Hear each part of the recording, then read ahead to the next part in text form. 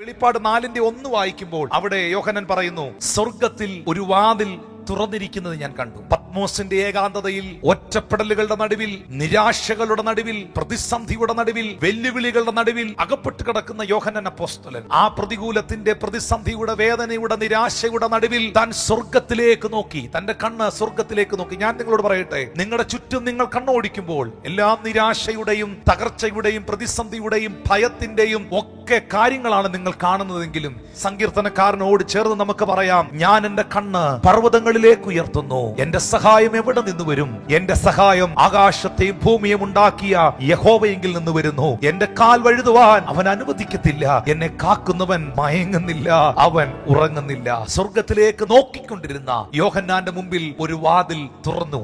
ജീവിതത്തിന്റെ ഏതെങ്കിലും മേഖലയിൽ ഒരു വാതിൽ തുറക്കുവാൻ നോക്കിയിരിക്കുന്നവർ എന്നെ കേൾക്കുന്നുണ്ടോ? ജീവിതത്തിന്റെ സമാധാനത്തിനായി, സൗഖ്യത്തിനായി, ആത്മീക വർധനവിനായി സ്വർഗത്തിലെ ദൈവമേ ഒരു വാതിൽ എന്റെ മുമ്പിൽ തുറക്കണമേ എന്ന് പ്രാർത്ഥിക്കുന്ന ആരെങ്കിലും എന്നെ ശ്രദ്ധിക്കുന്നുണ്ടോ? ഞാൻ ഉറപ്പായും പറയുന്നു, പ്രതീക്ഷയോടെ കാത്തിരിക്കുന്നവർക്ക് വേണ്ടി യോഹന്നാന്റെ മുമ്പിൽ തുറന്ന വാതിൽ നിങ്ങളുടെ മുമ്പിലും തുറക്കട്ടെ എന്ന് യേശുവിന്റെ നാമത്തിൽ ഞാൻ പ്രാർത്ഥിക്കുകയാണ്.